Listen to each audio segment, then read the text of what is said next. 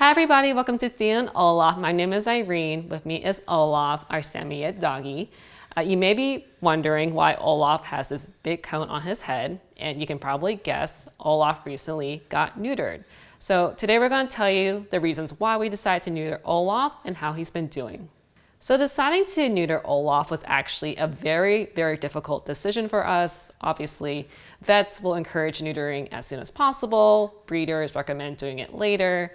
In our contract with our breeder, they said that at minimum, wait a year and a half to neuter our dog.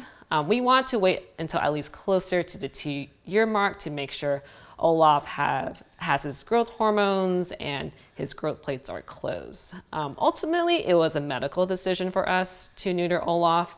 For those of you who may not know, Olaf went through a board and train in the summer. And during that time with our trainer, Olaf had a penis infection. So what that meant was it was very difficult for Olaf to urinate. He peed on himself once in the crate. He had excess discharge. And because of that, the vet actually recommended that we neuter Olaf to prevent that from happening again. Some other minor reasons we decided to neuter Olaf include to curb his excess marking. So Olaf loves to mark anything and everything outside.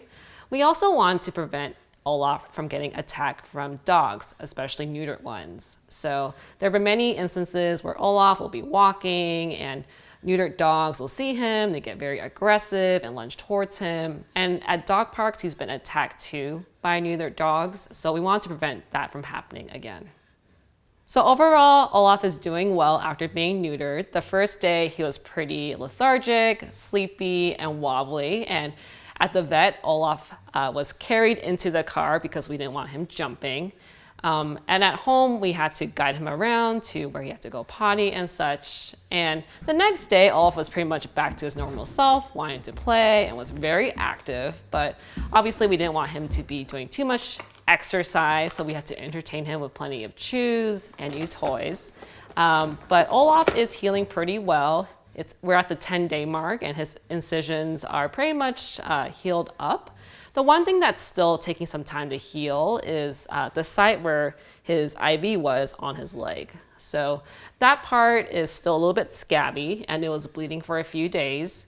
The other thing that we noticed is with Olaf's eye. We noticed that there's an excess of some kind of sticky mucus. It could be from the ointment that the vet puts on during the neutering surgery. It could be just lack of air circulation from the cone, but that's just something that we've been having to clean up more, and hopefully that goes away with time. So one thing to note is that we have been alternating between the cone or the Elizabethan collar, as you see here, with the inflatable donut. So one thing that is great about the cone that comes from the vet is that it definitely prevents the dog from licking their incision area, from licking their IV site. But the thing that is not so great is that the cone is very wide, so it's very easy for Olaf to run into things, door frames, the lining of a car, the crate. It takes him a few tries to get out, so it can be very frustrating and it can damage a few things, honestly. The other thing is that it makes eating very difficult. So Olaf has to do a little maneuver to reach his bowl, and also it's very easy for water and saliva to get trapped near his chin and the base of his mouth. So Olaf has plenty of saliva stains around his mouth, so we have to frequently wipe that area. And we also have to clean his cone because water gets stuck there very easily.